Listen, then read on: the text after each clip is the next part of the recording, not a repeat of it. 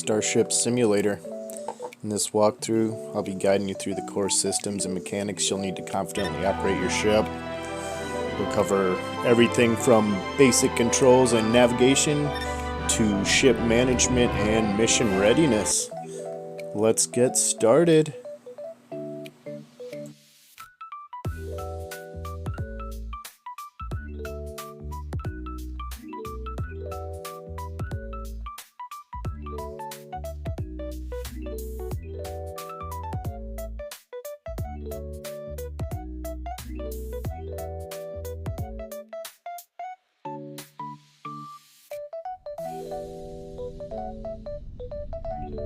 Welcome to the Magellan-class Scanning and Navigation Training Module. My name is Ava, I'm the UN Space Fleet's AI voice assistant. In this module, we will review the correct procedure for identifying targets of interest and then navigating the ship to the desired location. To begin, proceed to the ship's bridge. I have placed a waypoint on your HUD to help you find your way.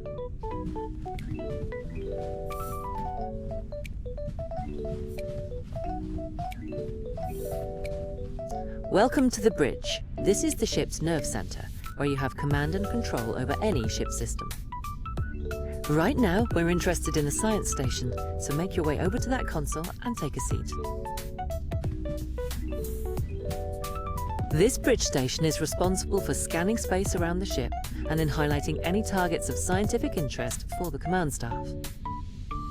You'll notice that the sensor's UI has 4 distinct modes, with each mode corresponding to one of the ship's physical sensor arrays. Let's begin by taking a look at the galactic position mode, which ties into the X-ray pulsar-based navigation and timing array, or XNAV for short. This array tracks the location and timing of known pulsars to accurately derive the ship's position relative to the galactic core. We can also reference that same catalogue of known stellar objects to obtain a high-level overview of each galactic sector. The default sector target always aligns with our ship's current local sector. However, by using the controls below, we can actually target any sector of space, anywhere in the galaxy, or even beyond. Go ahead and press the Target Select button to switch from our local sector to a manually targeted one.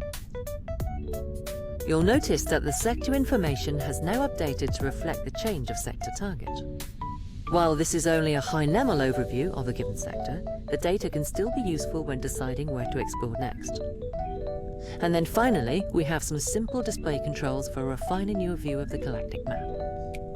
Have a go at targeting a few different sectors yourself, and then press the long range button when you're ready to continue.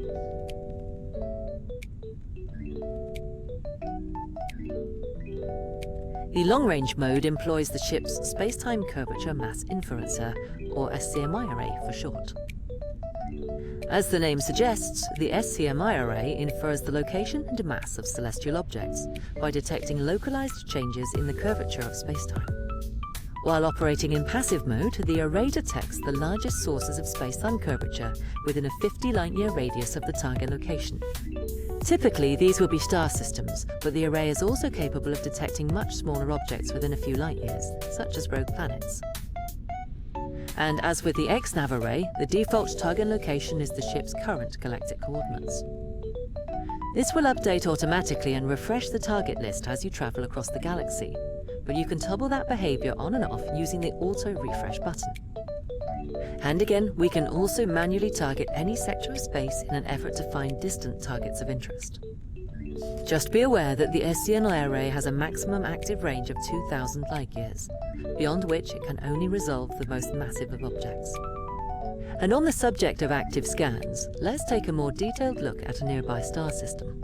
Go ahead and select the Alpha Centauri system, our closest stellar neighbour. A basic overview of that system is generated on the right-hand side, and the displayed information will expand over time as more detailed scans are performed. Now go ahead and click the Align to Target button to focus the SCMI array on this specific location in space.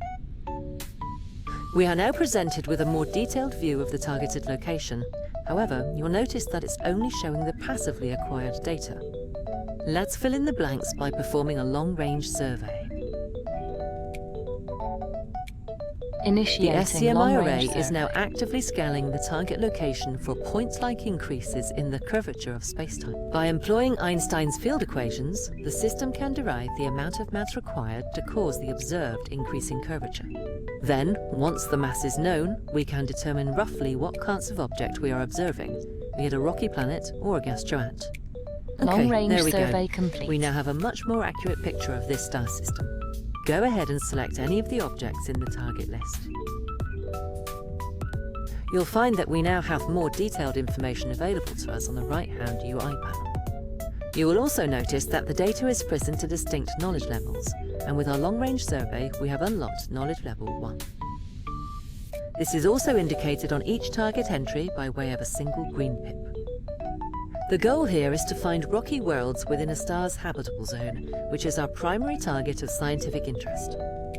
We can then navigate the ship to that location in order to perform more detailed scans, ultimately increasing our knowledge level for any given object. Typically, we'd perform numerous surveys on many different star systems before plotting a course, but for now, let's pick a target in this system. Go ahead and select any planet that appeals to you from the list, and then select the Send to Helm button.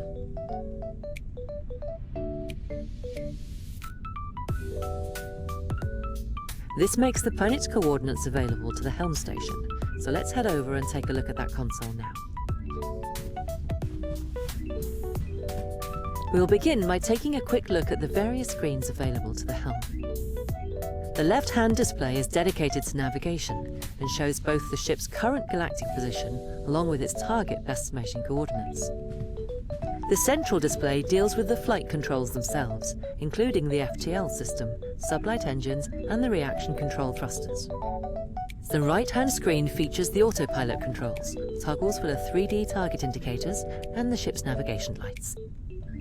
Okay, let's retrieve the target information from the sensors by pressing the Use Sensor Target button on the navigation panel. Your target's coordinates should now be displayed in this box, which represents your current nav target. The galactic coordinates represent the target's position in the galaxy to the nearest whole light year. The coordinates are relative to the center of our galaxy, the supermassive black hole known as Sagittarius A star. The local coordinates represent the target's position within a star system. The coordinates are relative to the system's center of gravity, which is usually a star, or the barycenter in multi-star systems. While it is possible to fly the ship manually to any location in the galaxy, let's engage the autopilot for now so that I can take care of that for you. Go ahead and press the highlighting button on the right-hand screen. The ship will now automatically turn to face the current nav target, but you will need to manually engage the FTL system in order for us to get underway. You may now engage the FTL system when you are ready. While the autopilot is engaged, I will manage the ship's speed and final approach to the target coordinates, so just sit back and enjoy the ride. The FTL system works by compressing space ahead of the ship and then expanding it behind, creating a bubble of warp to space with the ship occupying a region of flat space-time at its center. The FTO field massively amplifies the ship's current velocity by a factor of the field strength along the direction of the field's forward vector. This means the FTL field does not physically move the ship. It instead relies on the thrust provided by the ship's sublight engines.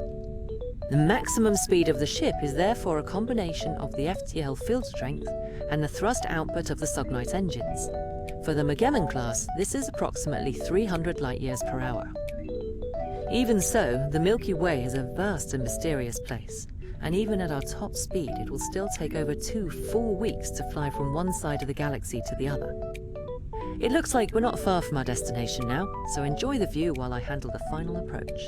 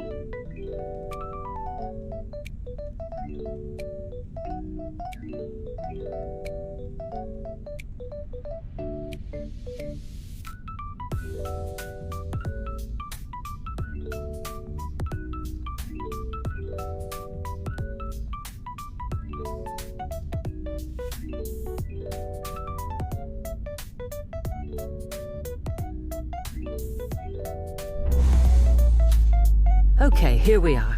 You are now looking at an entirely new world, bathed in the light of another star. At this distance, our home is now just another point of light in the vast darkness of space. Does life exist here? What new things can we discover on this world? These are the questions that this ship was designed to answer. Let's head back to the sensor station and we'll see if we can answer some of those questions now.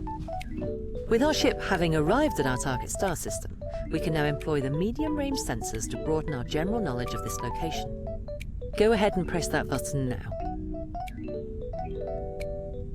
The medium-range sensors employ multiple modules that are combined into a single array, known as the Multi-Band Interferometric Spectrometer, or MBIS for short. This array has the resolution to perform detailed scans of any object larger than a few dozen kilometers, with its range covering an entire star system. Operationally, we perform a medium-range survey as a matter of course when entering any new star system. This elevates us to knowledge level 2 for all objects in range. Let's do that now. Go ahead and initiate the survey. Just as with the long-range survey, the MBIS array works outward from the central star, targeting each detective object in turn. It uses a combination of interferometry and spectroscopy to determine the precise nature and class of all system objects, including their atmospheric composition. Okay, let's wait for the survey to complete. There we go. You'll notice that we are now showing 2 green pips on each of the objects in this system. And on the right-hand side, you'll find that we have now generated the knowledge level 2 data. At this point, we've performed enough analysis to determine the true nature of each planet, and more importantly, whether or not we've discovered an Earth analogue. But what about life, or signs of civilization, past or present? For that, we're going to need a short-range scan. Go ahead and switch to the short-range mode. The short-range sensors employ the synthetic aperture terahertz imaging radar, or the SATIR array for short. This device builds a high-resolution Vloxenized tomographic image of its target, and then performs detailed spectral analysis on each individual data point. With this technology, we can determine the presence of life, identify artificial structures, and even conduct metallurgical analysis.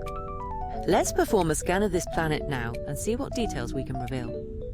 Begin by highlighting the planet in the target listing. And now initiate the short-range scan.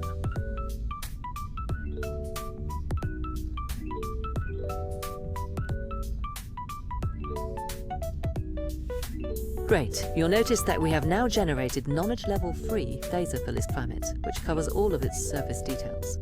Any given star system is considered to be fully explored once all of its planets are scanned to knowledge level 3.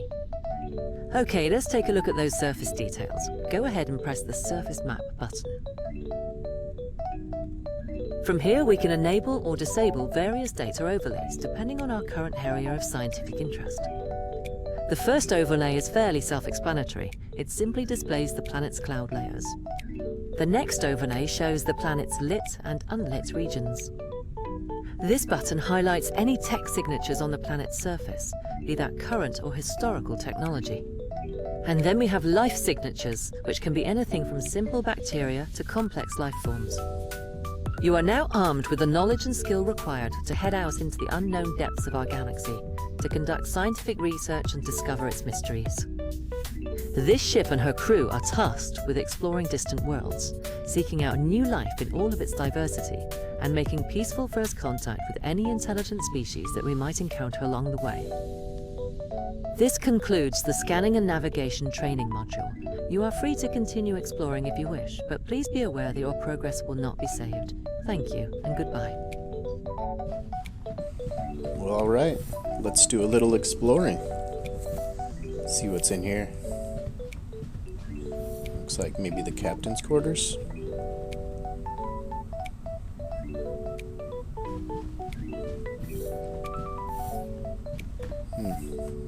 What's this?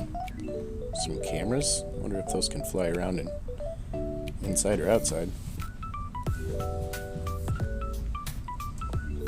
Looks like we got a conference room here. We can have some meetings.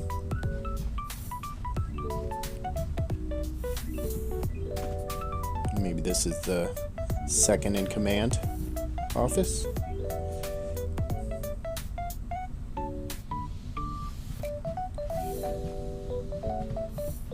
I wonder if they're going to make this a multiplayer. There's multiple stations on the bridge. Be nice to have other people maybe operating the guns or engines or whatever. And there is a lift.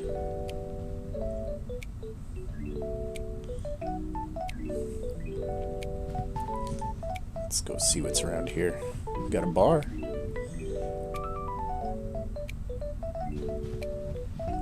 Piano.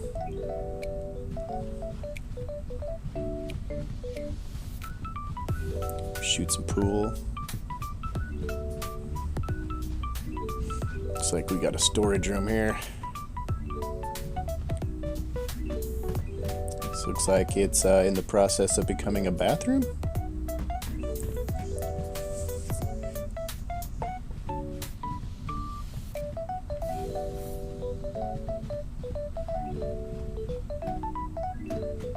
More storage? I don't know.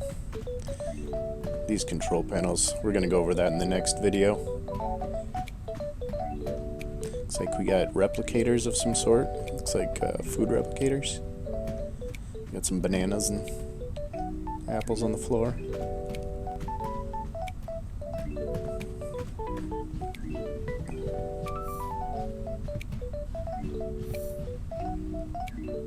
Alright, looks like the reception area.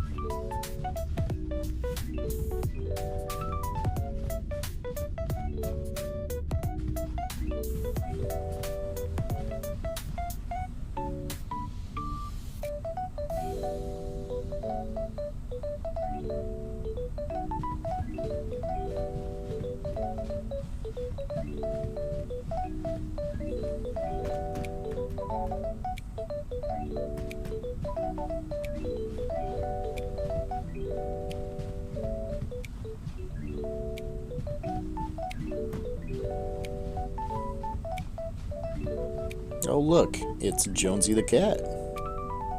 Hey Jonesy. Looks like there's lots of places to build in here. I wonder if you'll be able to put stuff in here.